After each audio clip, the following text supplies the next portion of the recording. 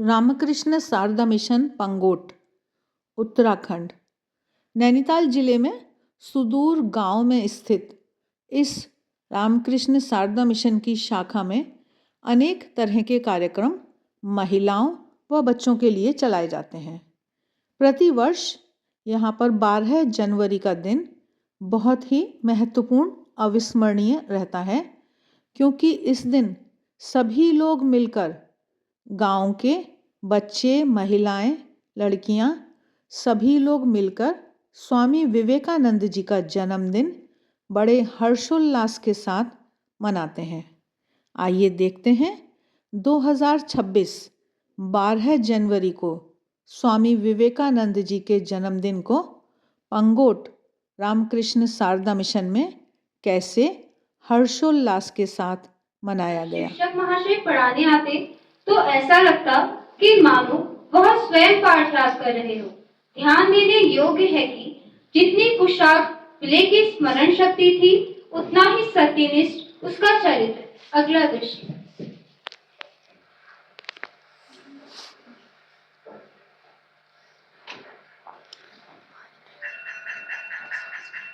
गुरुजी प्रणाम। बैठ जाओ। बच्चों, आज हम मुगल सम्राट अकबर के नवरत्नों के बारे में पढ़ेंगे।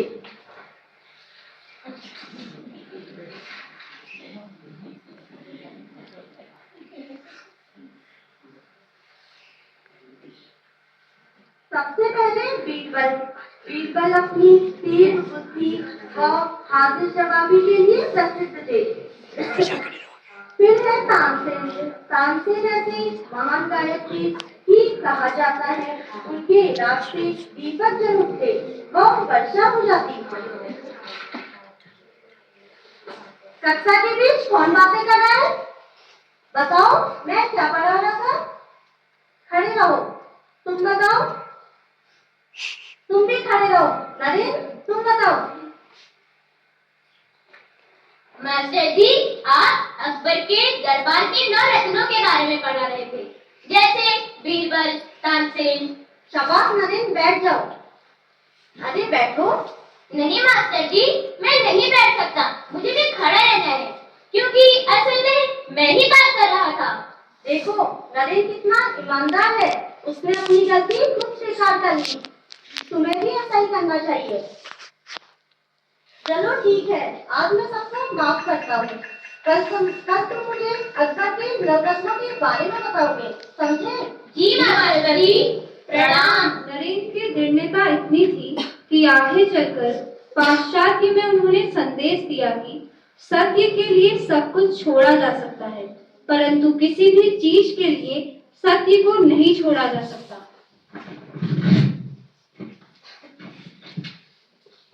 नरेंद्र में जितना सत्य था, उतना ही साहस। बुद्धिमत्ता से वे हर समस्या का समाधान निकाल लेता। जब नरेंद्र 12 वर्ष के थे, तब उस समय इंग्लैंड के प्रिंस ऑफ वेल्स, जो बाद में सम्राट एडवर्ड सप्तम कहलाए, भारत परिदर्शन के लिए आए। उसी वर्ष सीरापीस नामक एक बहुत बड़ा युद्धपोत कलकत्ता बंदरगाह में आया। नरेंद्र के मित्र उस जहाज को देखने के लिए बेहद उत्सुक थे। अगला दृश्य। अरे पता है, एक बहुत बड़ा युद्धपोत आया है। पर मैंने सुना है उसके लिए अनुमति पत्र की आवश्यकता होती है। और वो अनुमति पत्र कहाँ से मिलेगा? चौरंगी में एक ऑफिस है, वहाँ से मिलेगा। चलो चलो चलते हैं।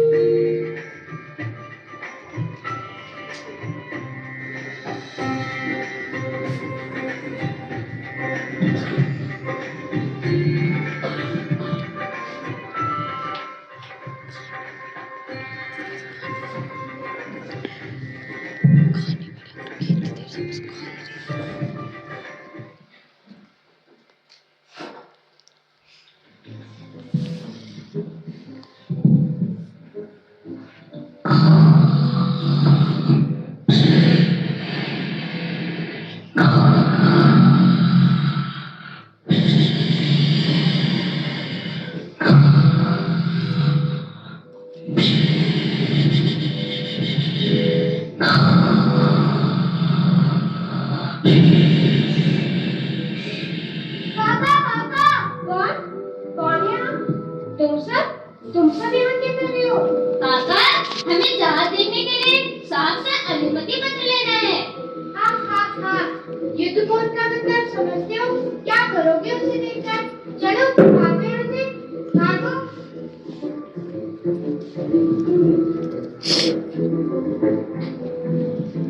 बच्चे बड़े दुखी हो गए, परंतु बुद्धिमान नरेश इतनी आसानी से हार मानने वाला नहीं था।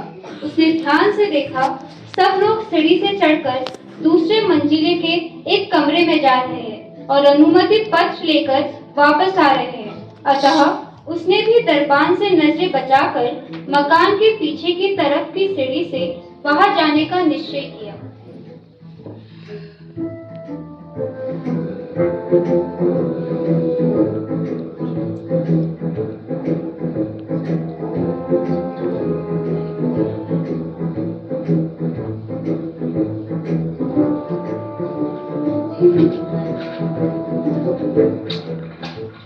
अरे तू ऊपर कैसे आ गए?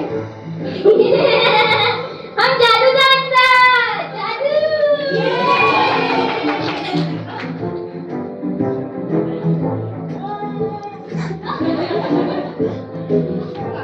ने अपने 12 शिष्यों को गेरुआ वस्त्र प्रदान करके उन्हें त्याग व वैराग्य के मार्ग पर अग्रसर किया और नरेंद्र को ही सभी गुरु भाइयों का दायित्व सौंप गई।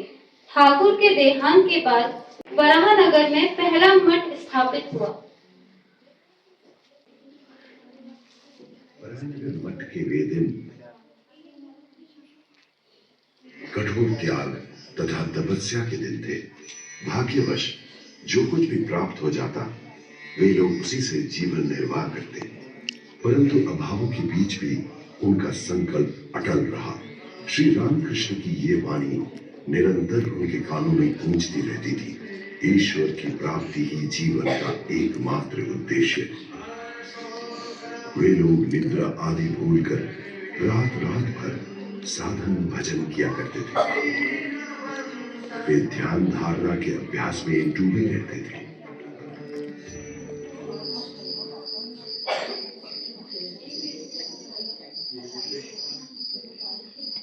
परम तत्व की जिज्ञासा को शांत करने के लिए वे विभिन्न धर्म शास्त्रों का भी अध्ययन किया करते थे।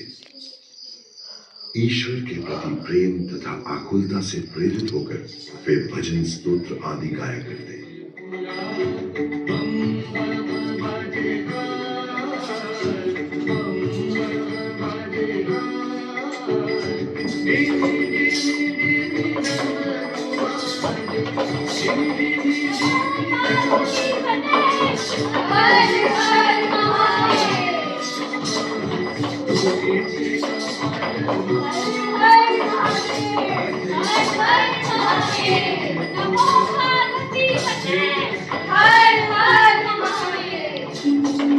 स्वामी विवेकानंद के सुयोग्य नेतृत्व में इन युवकों ने संन्यास का व्रत अंगीकार किया और श्री रामकृष्ण के नाम पर एक सन्यासी संघ की शुरुआत की।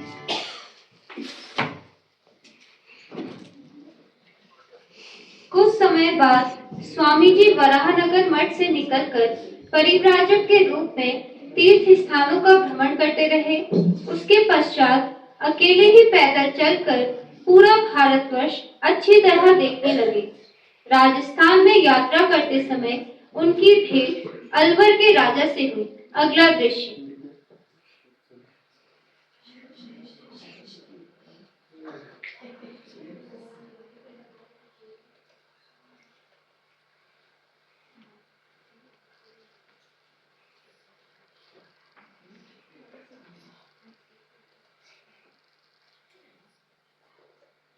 आइए स्वामी जी आइए।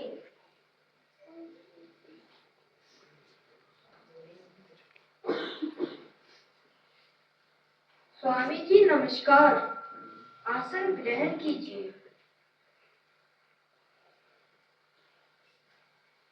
स्वामी जी आपको नहीं लगता हमारे देश की जनता काफी अंधविश्वासी है? जैसे मूर्ति पूजा।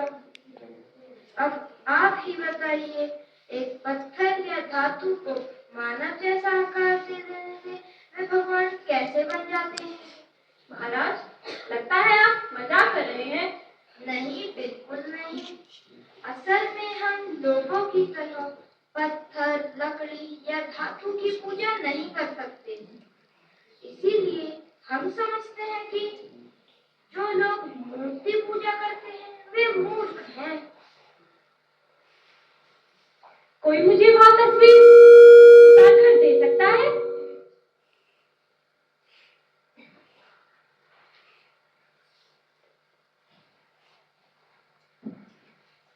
लीजिए स्वामी जी।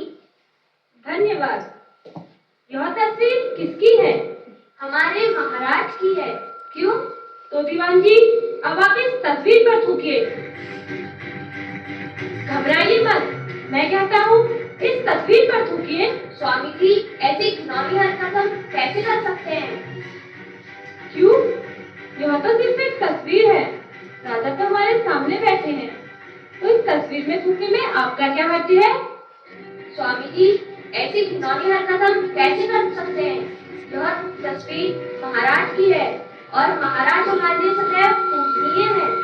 तो दीवान जी, मुझे बड़े अफसोस के साथ कहना पड़ रहा है कि आप मूर्ख हैं। स्वामी जी, ये आप क्या कह रहे हैं? क्यों महाराज, आप ही तो कह रहे थे जो लोग कागज, पत्थर, धातु और लकड़ी की पूजा करते हैं वो मूर्ख हैं। देखिए महाराज, यह सिर्फ एक तस्वीर है, आप तो नहीं। जो लोग आपकी इज्जत करते हैं वह इस तस्वीर की भी इज्जत करते हैं। वैसे ही जो लोग मूर्ति पूजा करते हैं वास्तव में वो मूर्ति की नहीं, मूर्ति के रूप में भगवान की पूजा करते हैं। और स्वामी जी, हमें और शर्मिंदा मत कीजिए। हम भटक गए थे, आपने हमें सच्चा रास्ता दिखाया। स्वामी जी, आप महान हैं। आज के बाद हम हमेशा मूर्ति में बसे भगवान की पूजा करेंगे। दीवान जी, यह तस्वीर ले लीजिए।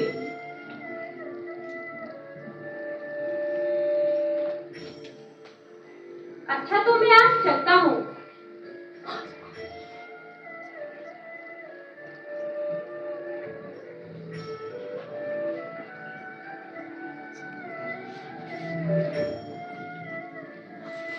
आत्मविश्वास टूट चुका था। भूख, गरीबी और अशिक्षा ने आम जनजीवन को जकड़ रखा था। हर ओर निराशा ही निराशा थी। यह सब देखकर स्वामी जी का हृदय कराह उठता था। गरीबों का दुख उनकी आंखों से आंसू बनकर बह निकलता। वे सोचते, जो भारत कभी इतना समृद्ध था आज इतनी दुर्दशा में कैसे पहुंच गया।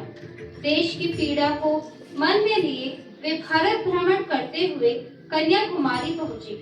समुद्र किनारे माँ के चरणों में नमन किया और फिर तैरकर अंतिम शिला पर जा बैठे। पीछे अथाह सागर, सामने मातृभूमि भारतवर्ष। भारत की हालत सोचते सोचते वे रो पड़े और उसी क्षण ध्यान में डूब गए। 3 दिनों तक ध्यान करते हुए उन्हें रास्ता दिखा, भारत को जगाने का, भारत को उठाने का।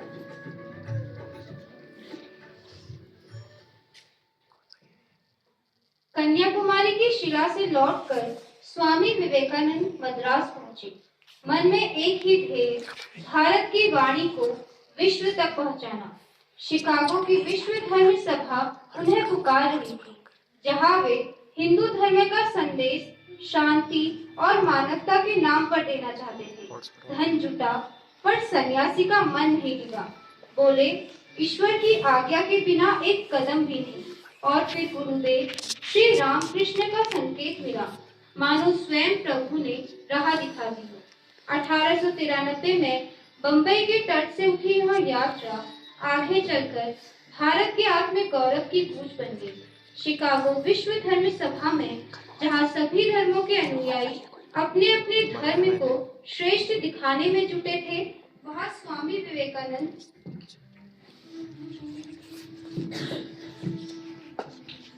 स्वामी विवेकानंद ने विश्व को सार्वभौमिक सहनशीलता व स्वीकार्यता का संदेश देकर विश्व पटल पर भारत को स्थापित किया।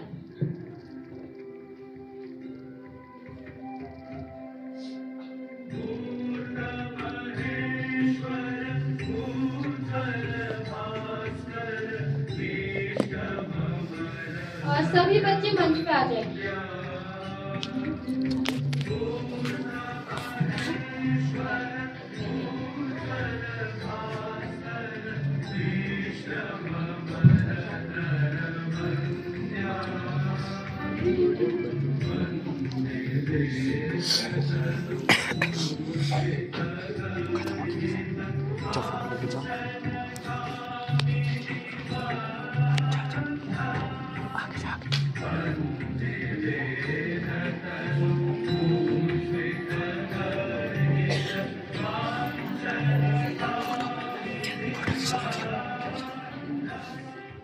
आशा है आज का यह वीडियो आपको बहुत अच्छा लगा है।